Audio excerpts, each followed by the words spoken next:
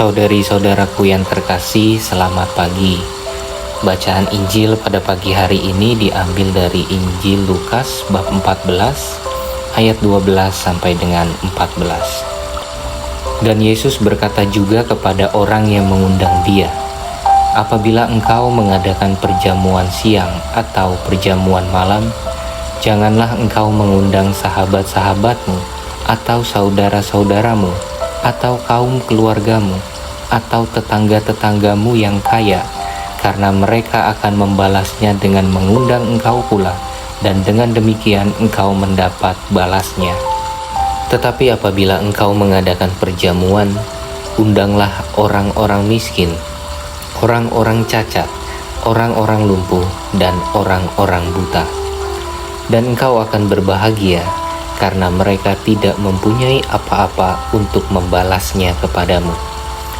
Sebab engkau akan mendapat balasnya pada hari kebangkitan orang-orang benar." Demikianlah sabda Tuhan.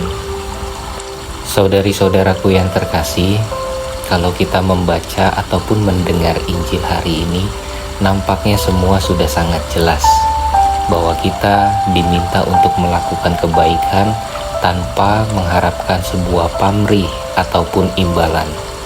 Saya pun yakin dan percaya bahwa kita sebagai orang Katolik, ketika kita melakukan kegiatan di panti asuhan ataupun di panti-panti sosial lainnya, kita tidak mengharapkan imbalan ataupun balasan apapun dari mereka.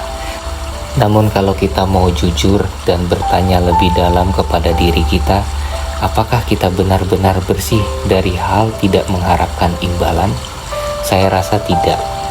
Ya, memang kita tidak mengharapkan imbalan dari mereka, tetapi kita mengharapkan imbalan yang lain, yaitu adalah kehidupan kekal di surga. Banyak dari kita diwarnai dengan motivasi yang seperti ini. Apakah salah Romo dengan motivasi yang demikian? Ya, tentu tidak keliru. Hanya menurut saya menjadi kurang sempurna. Di mana letak ketidaksempurnaannya? Semasa hidup di dunia kita berlomba-lomba untuk melakukan tindakan amal kasih.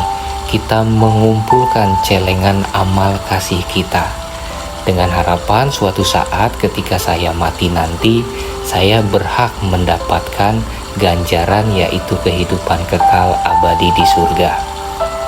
Nah, menurut saya disinilah letak ketidaksempurnaannya.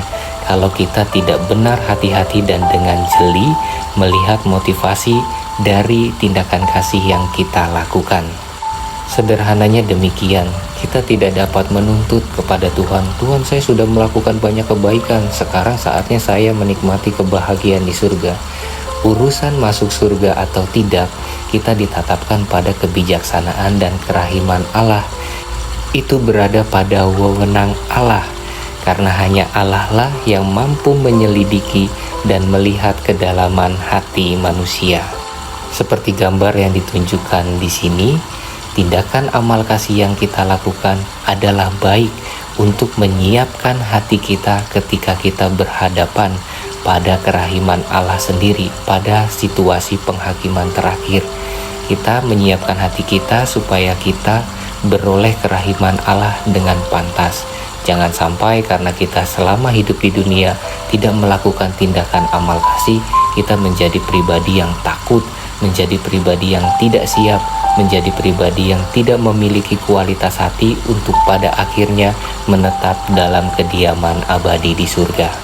Dengan demikian, inspirasi Injil yang ingin saya tawarkan kepada Anda semua adalah: yang pertama, tentu baik melakukan tindakan kasih tanpa mengharapkan imbalan dari sesama kita.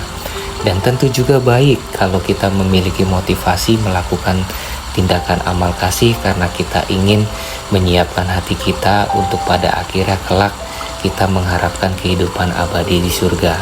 Namun menurut saya, tindakan kasih kita menjadi lebih sempurna ketika kita melakukan tindakan kasih itu karena pertama-tama kita sudah merasakan cinta kasih Allah kepada kita.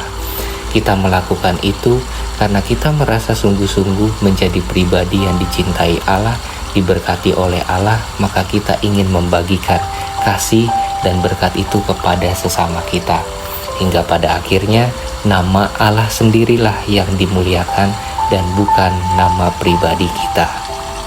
Jadi saudari-saudaraku yang terkasih, ketika kita melakukan tindakan amal kasih, lakukanlah tindakan itu dengan tidak mengharapkan imbalan, dan bukan pertama-tama karena tindakan itu baik secara moral, tetapi lakukanlah tindakan kasih pertama dan utama karena kita ingin membalas cinta kasih Allah yang telah sedemikian besar diberikan kepada kita.